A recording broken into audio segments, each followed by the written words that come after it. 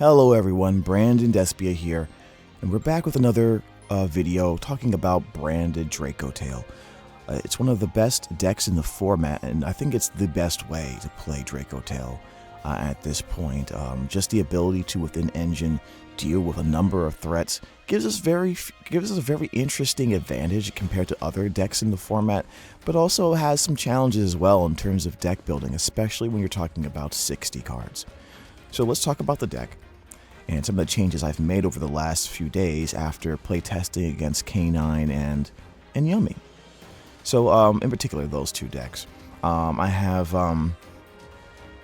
made some very interesting changes to the sideboard as well, and I want to talk to you about it. And obviously, sideboards are, they're more impacted by what you're playing in the area near you. So keep that in mind. Without further ado, by the way, make sure you like, comment, subscribe, hit the bell for notifications if you do like the content. Alright, let's start off with the monsters here. We're going to start off with 3 copies of Fallen of Albaz.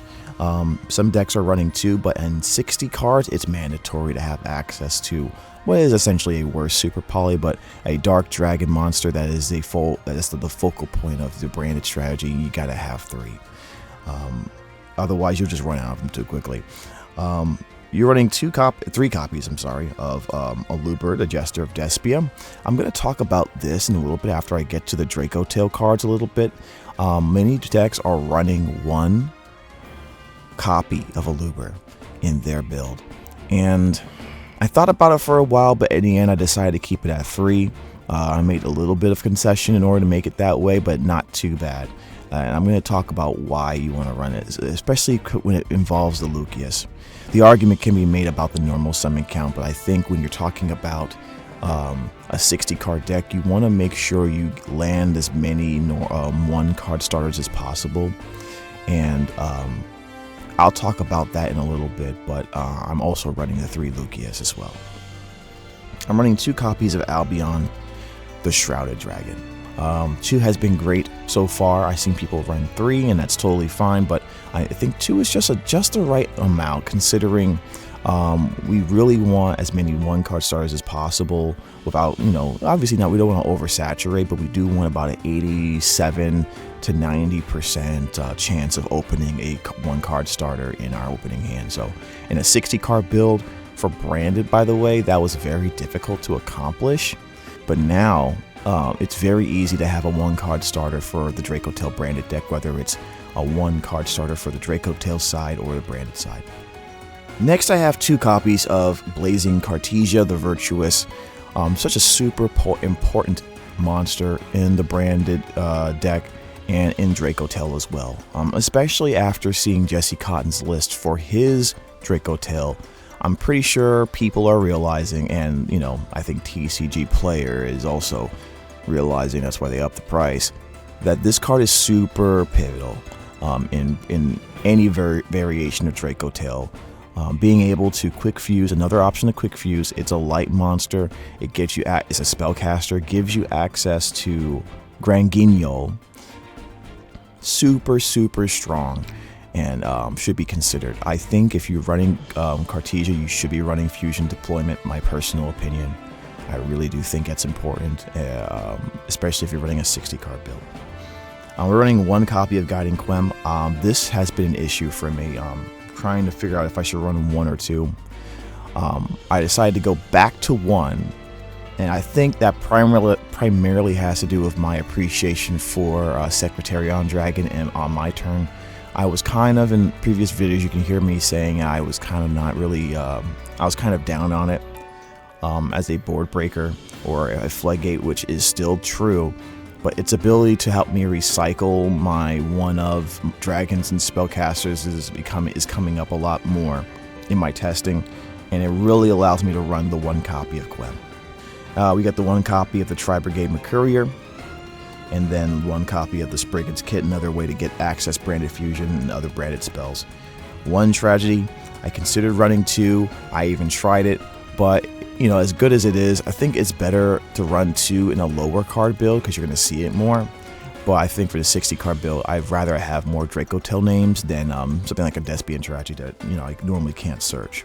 outside of, branded opening, and I don't want a branded opening for a tragedy.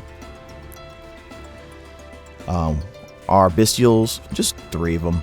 1 bestial rebellion and 2 copies of Serenir. The argument can be made to run 1 Serenir and 1 Magnum Hunt, but I really want to be able to fuse away a Serenir in order to get effects in the graveyard through the Serenir in order to access my branded line. I think that's more important, a little bit more important than having mags at the end of the turn. Although I do like Magnum Hunt a lot. If possible, I may test builds with just increasing the bestial count. The problem with that is that bestials aren't nearly as effective as a hand trap in this format, so you gotta keep that in mind. We are still running the 1 copy of the Ido. I have to admit though, while I do think it is very important to have the ability to go into this, because your opponent's gonna be doing crazy stuff, and sometimes you just need to stop them. Sometimes they just need to stop playing the game, and Ido gives you an opportunity to do that.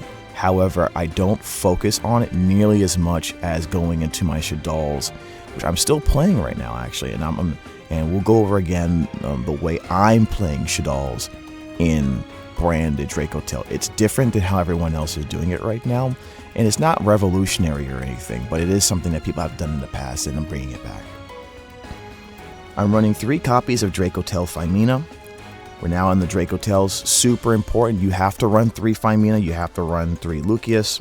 And I'm going to run the 3 Malulu, 1 Urgula, and 1 Pan. This is as we kept play testing with me and my friends. We just started realizing more and more that upping the Draco Tale count is super pivotal for making this work. Not only does it give us the ability to have more 1-card starters, technically, Lucius is a 1-card starter. Lulu can be, as long as we have another monster in the hand to get to our Draco Tale engine. And then Femina, just such an absolute broken card. Just absolutely custom broken card, guys. It's the fact that this card does not lock you into Draco Tale monsters, or only can summon Draco Tale monsters, is absolutely ridiculous. But as you've seen before, I'm running the 3 copies of the Aluber and the 3 copies of the Lucius. I wanted to maximize as many 1-card starters as possible in the 60-card build to get to around the 87 to 90% chance of opening a 1-card starter in at least 1-card starter in a 5-card hand. I think it's absolutely pivotal to run 3 Malulu. Malulu, the thing that makes it really important is the Dark Dragon typing. Not only it gives you access to Draco Tales from the branded fusion. It also works so well with branded and high spirits, and also can be used with Cartesia to make to go into Grand Guignol, while also at the same time giving you access to your Draco Tale line. So oftentimes I would go Cartesia, fuse away the Mululu, and man, that is a really good line when you're running Shaddoll Schism. Being able to go Grand Guignol, go into Shaddoll Schism essentially, and I'll go over that combo. And then at the same time, now I'm chain blocking that ability and going into Draco Tales. That's really, oftentimes in this build, going into a Winda with Draco Tale backup is all you need. So, and we all know what these cards do. They set Draco Tale monsters when they're fused. And just having extra copies of triple Mululu along with the 2 Cartesia and the 3 Femina being able to quick fuse to dodge targeting effects is absolutely busted. And the fact that that's in engine is also, absolutely insane. We are still running the 1 Pan, we're still running the 1 Urgula. Still having fun with that. No problems here so far. And that's going to be the monster lineup. For the spells, we are running 3 copies of Branded Opening, 2 copies of Branded and High Spirits, the 1 Branded Fusion, 1 in red, 1 in white, 1 lost, and then for the Draco Tales, we're running 3 copies of Draco Tale, Ketu, or Ketu, however you want to say it. 3 Rahu. Then we're running, for the non-engine, 3 Fusion Deployment. And we actually managed to find a way to fit 3 copies of Book of Eclipse in the deck. Just another non-engine way to help us dodge targeting negation. One of the things I saw a lot that was a little bit of an issue, just a little bit, was sometimes having awkward hands where I had too many monsters I wanted to normal summon and no way to help prevent negation effects from disrupting my normal play. Having a Book of Eclipse helps shore that up a little bit more. Plus, in a format that we're playing against a lot of Vanquisol and Yummy, this is the board breaker of choice right now, being able to deal with that. You're not seeing as much Malice, I think. I think people, my opinion about Malice right now is, while it's still something to keep track of, with this deck, I can in-engine fight it relatively well, number one. And number 2, I feel like people are slowly not running it in advance because everyone and their mother believes this card's the Malice deck's going to get nerfed to high heaven in the next format, in the next ban list. People are already prepared for that, so they're already on their way of leaving Malice.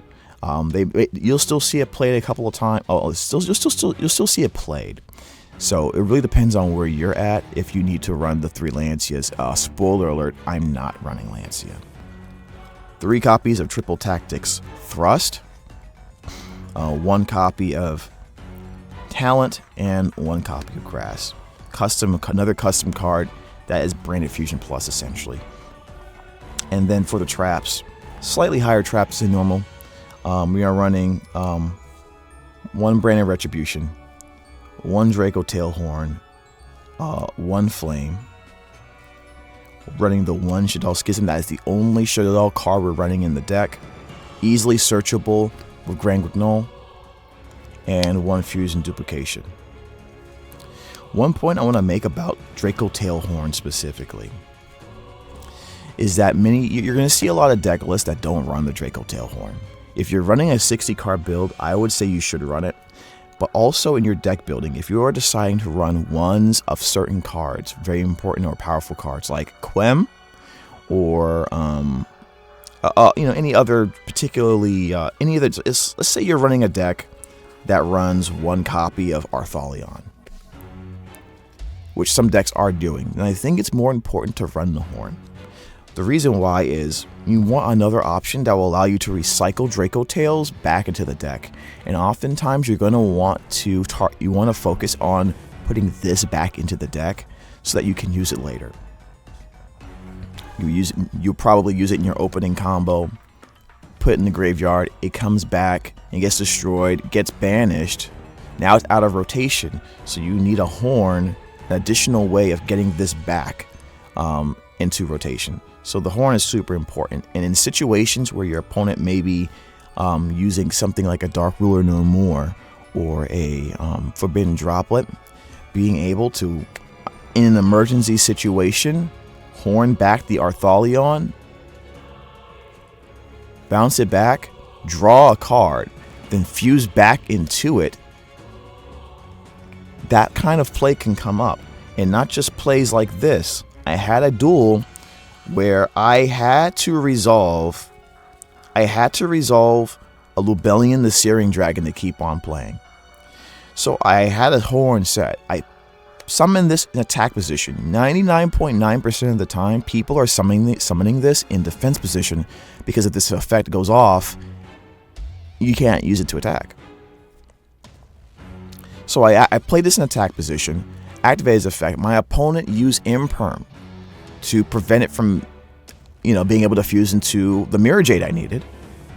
So I activated Horn, bounced it back to the extra deck, and now I protected it, the effect from, and I could still go off, and I was able to make a Mirror Jade through other means. But the point is, I was able to save it from a duel that I probably would have lost had I not put this in attack position and not had the Horn set. So that is an example of the very interesting niche things that come up in this particular version that I find very, very interesting and very, very fun. Going over the Schism, and by the way, when you're going second, you can opt to take this out still, but having that in game 1 when you're going first, I feel like that's fine, totally fine. Being able to use this against Lynx is killer. I'll tell you another example. I used the Draco Tale horn against a Yummy player recently when they tried to go into their Sky Striker lines in order to go into their Link plays. So once they went into their Kagari, I just Draco Tale horned the Kagari after they committed to using the second, using their Hornet drones. About Shaddoll Schism, because I'm running a 60 card deck, the chances of me, for example, having a turn 1 or turn 0 Winda doesn't exist. Pretty much doesn't exist. Your better chance of getting Winda in a build like this is to find a way to consistently do it through the extra deck, because no matter how big your deck is, the extra deck is always accessible. By fusing into Granguignol, I'm able to send a Shaddoll App Clone to the graveyard. And when Shaddoll App Clone goes to the graveyard, I can search for Shaddoll Schism from the deck or graveyard. This also means if I open this in my hand, it's not the end of the world. I can discard this and then return it to my hand later. Anyways, App Clone will search for Schism or put it in my hand. I also will discard a card after that. Then, when I set it, I'm able to activate this on my opponent's turn, banish the App Clone as well as another Dark Monster, and then fusion summon into Winda, which will trigger the Lost, and also, when triggered correctly or at the right time, not only am I chaining this in response to them activating an effect that lets them special summon in order to shut off the rest of their plays, I'm also taking out potentially a Dark Monster on their side of the field, because that's what Shaddoll Schism does. This all happens under the same one effect. And that's how I'm getting my consistent access to Winda in this build. This is something that's not new. This has been happening for a long time before, when Shaddolls were being played a lot. But I think that is the right way, the best way to go into Winda in a 60 card branded Draco Tale build. It's just the most consistent way. It's been so consistent, in fact, that I've considered dropping the Ido for another card, potentially a starter or maybe another Serenir or something like that, or another board breaker, I don't know. But it has been so consistent that I really don't even go for this anymore. It's been happening way too often in the last several weeks, where I could have, if I wanted to, use my second Granguignol and just set this up, but it felt safer to go, and better, honestly, to go for the Winda through the method I just showed you. And now my branded in red that I'm going to be getting when I go through my branded plays isn't for the Sanctifier lock, it's for something like a Guardian Chimera with a Shaddoll Winda backing it up. And that sounds really dumb, doesn't it? Alright, so let's go into the extra deck. We are running 1 copy of Mirror Jade, 1 copy of Lubellion the Searing Dragon. We're going to be running the 2 Albion the Branded Dragon, 1 Titaniclad, 1 Renbrum, and 1 Albion. These are pretty much standard. There's nothing really to say here. Just to keep in mind that Lubellion is more important in many situations, because this is how you access the Draco Tale line, and this is also how you're going to replenish your resource by putting them back into the deck or extra deck. For this list, I am running only 1 copy of Draco Tale Arthalion and 1 copy of Gulamil. And the reason why I am more comfortable attempting to do this, I've seen more builds do this, and it really is because of Secretarion Dragon, along with other options as well. When you combine Secretarion Dragon with the Horn and the Flame's ability to reuse resources, put them back in the deck, and the fact that I can also use Lubellion the Searing Dragon to do the same thing in many scenarios, it makes it more comfortable for you to run the, in a deck that's in an extra deck that's super tight. It gives you more ability to choose more options in your extra deck for utility. Secretarion Dragon opens that for you. It is basically another version of Albion the Sanctifier Dragon in many cases. I haven't even been summoning Albion the Sanctifier Dragon. I've just been going for this instead, especially on my turn. You really want to summon Albion on your opponent's turn anyways, but in the last 3 weeks I may have summoned this like once, but yeah, I've always been summoning Secretarion Dragon whenever possible. It's just super generic, and I'm able to shuffle many resources back into the deck. In terms of it being a lock of some sort, not really interested. It's really not as good as you think it is. Easily outable if that's what you're going for, so I wouldn't go for it. But if it happens to negate a spellcaster or dragon on your opponent's side, like I believe I just happened to negate a Caesar on my opponent's side when he was playing Vanquish Soul. We have Chaos Star Source Dragon here. We have the Guardian Chimera, which we will be summoning off of the Branded in Red. I have been playing without Guardian Chimera in the last few weeks, and what I noticed that without it, your Branded end board becomes a little bit neutered. You're not sure what to make with the Branded in Red. I mean, with the Red Albion's effect. Sometimes I notice I've been going into the counter trap, and sometimes I notice I've been going into Branded Opening instead, in order to make sure I can set the Quem up for more disruption plays on my opponent's turn. I don't run branded Banishment because I'm not running Light and Darkness Dragon Lord, and as many times as I've been trying to play it and run it, my main issue with the Light and Darkness Dragon Lord line, as good as Lad is, if you are running a more pure branded build, absolutely run the Lad. However, if you are running more of a Draco Tale build, the more Draco Tale cards you put into the deck, the less you should get away from Light and Darkness Dragon Lord. Let's just put it that way. Because if you're running the branded line, you are 100% trying to get to the Draco Tale line by using Branded Fusion to go into Lubellion the Searing Dragon by sending Mululu, which is good, and is to me it's better than going into Lad in many ways. If you want to go into the 1-card combo for Light and Darkness Dragon Lord, you're going to want to do it through the Red Albion line. And that just, unless you have a Draco Tale card in your hand and you're able to go into those cards already, then it puts you in a situation, which line do you go for? And 99% of the time, if you're running a Draco Tale branded build, you want to do the line that gets Mululu in the graveyard off of Branded Fusion. So many times you're not even able to even have access to Light and Darkness Dragon Lord. Now, there are ways where you can get Lad summoned on your opponent's turn. If you use Secretarion Dragon and you are able to get access to not only a Phimina, but if you're able to get access to Albion the Shrouded Dragon, while you have a Secretarion Dragon on the field, if you're able to consistently do that, then more power to you. But so there is a way, there's a world where you can still run Lad in this build. But I just prefer to make it as easy on myself as possible. Guardian Chimera is more generic, and we run different types of monsters of different attributes, not just Spellcaster and Dragon, although it's mostly that.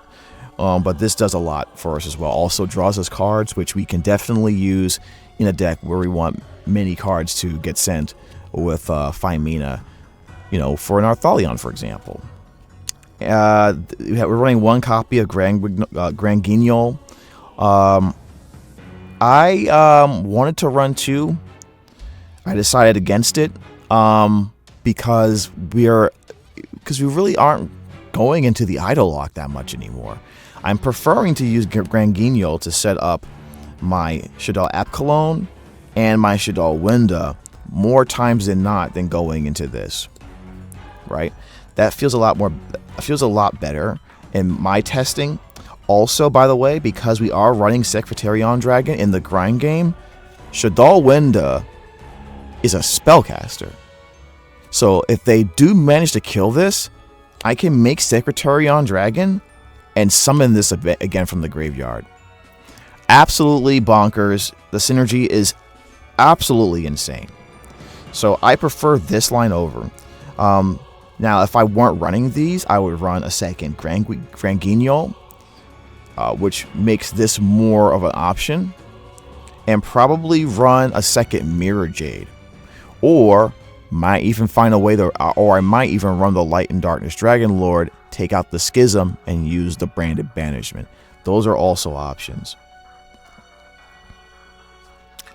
But I've been really liking this build a lot more. Shaddoll Winda, by the way, cannot be destroyed by card effects.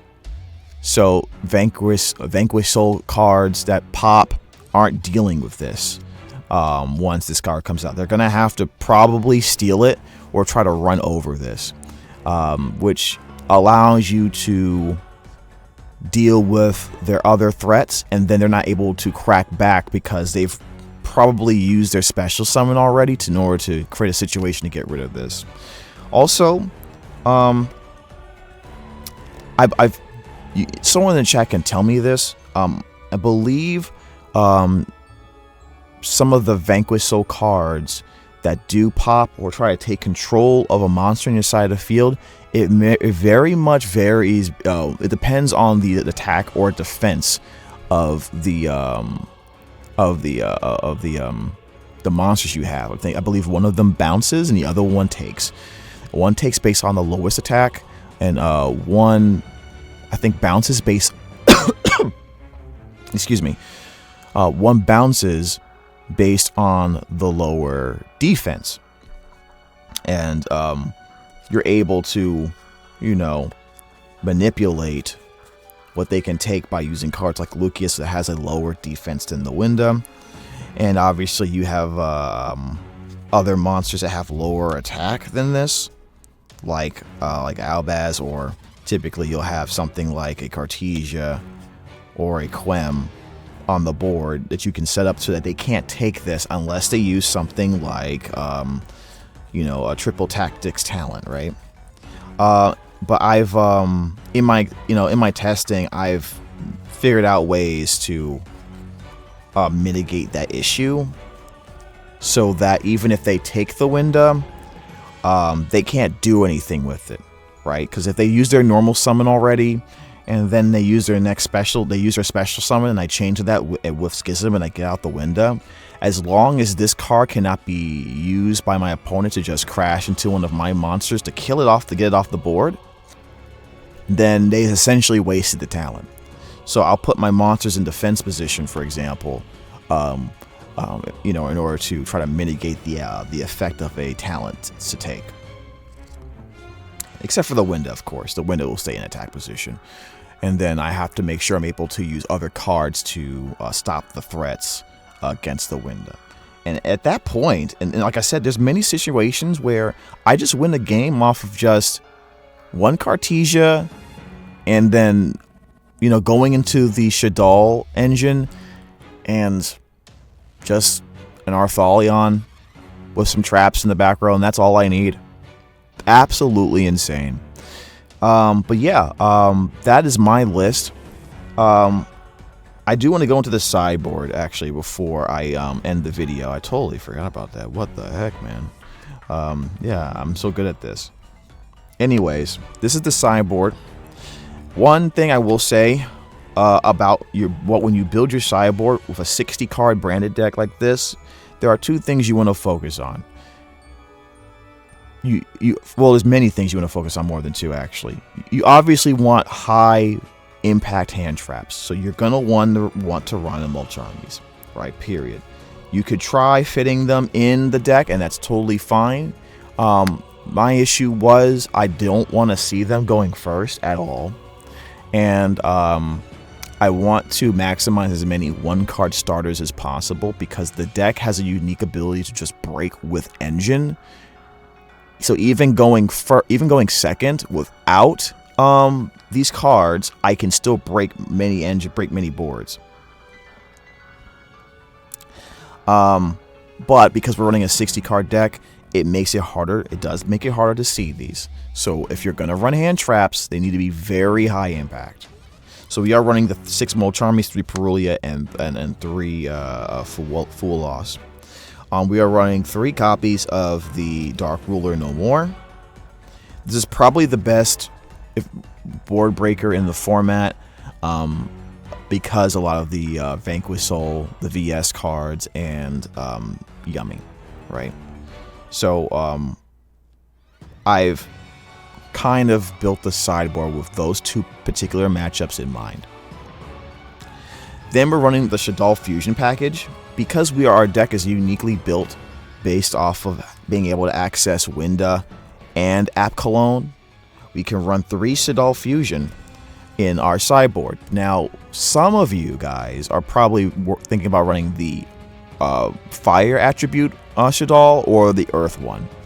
But because we already have these in the extra deck, we're going to focus on being able to bring out App Cologne as a board breaker, which on summon, it will negate a face-up card on the field, any face-up card on the field.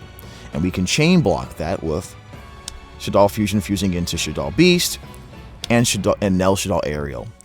Nell Shaddoll Aerial gives us ability to do something that we don't really have the ability to do in the main deck, which is to interfere with our opponent's graveyard, right? So I'm able to target 3 cards in the graveyard and banish them. So if they have a really important card that they're trying to recycle or reuse in their deck, I can use Nell Shaddoll Aerial to get, remove access from that, right? And then obviously between the Beast and Shaddoll Dragon, I think Beast is the better one. Being able to draw cards, we do have the ability to constantly recycle these guys. So this is also a spellcaster. So if we want to, if we need to fuse, we can bring this back to the field with Secretarion Dragon in a later turn, and then fuse that away to make something and then draw a card.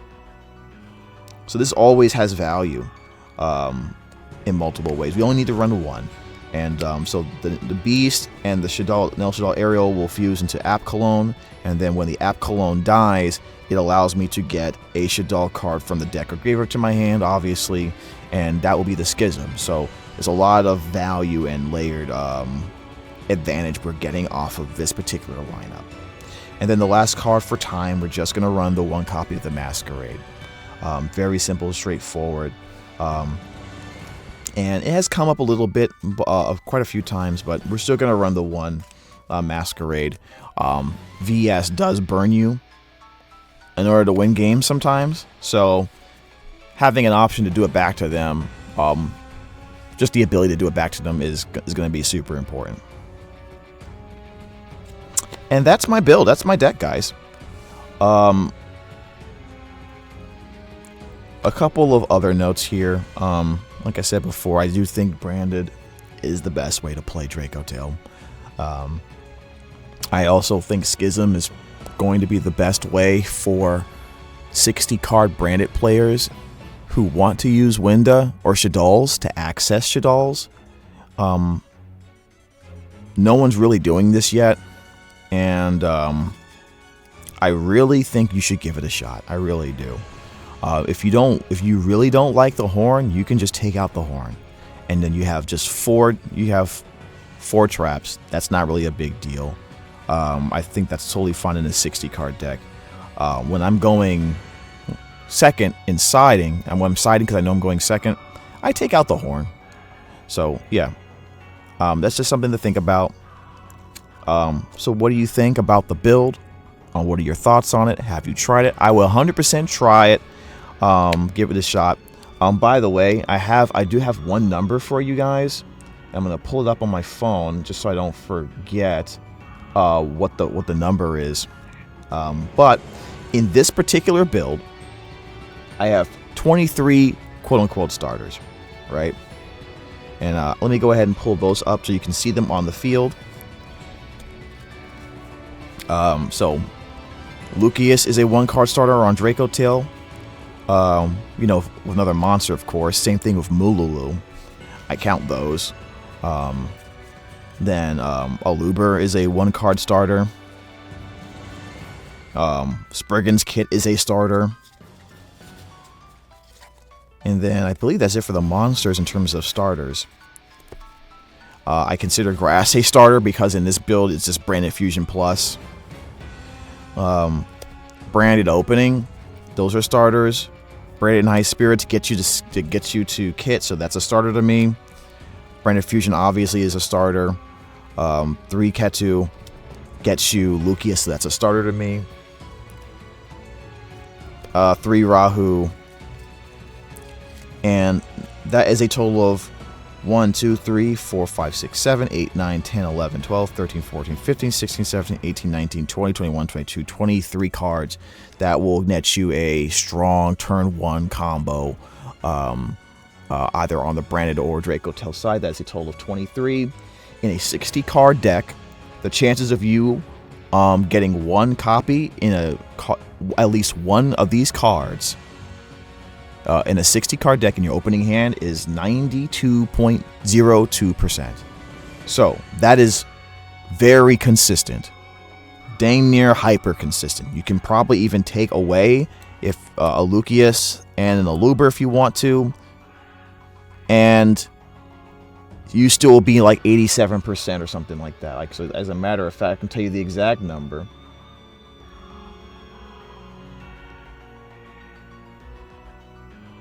(89.46%). So if you want to remove 2 of these cards, then you're still very hyper consistent, right? And that's fine.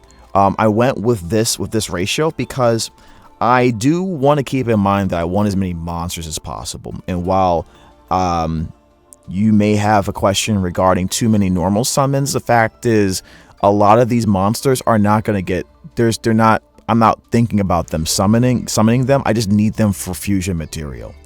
So they double as in that regard. Plus, Aluber can be special summoned through Branded Opening.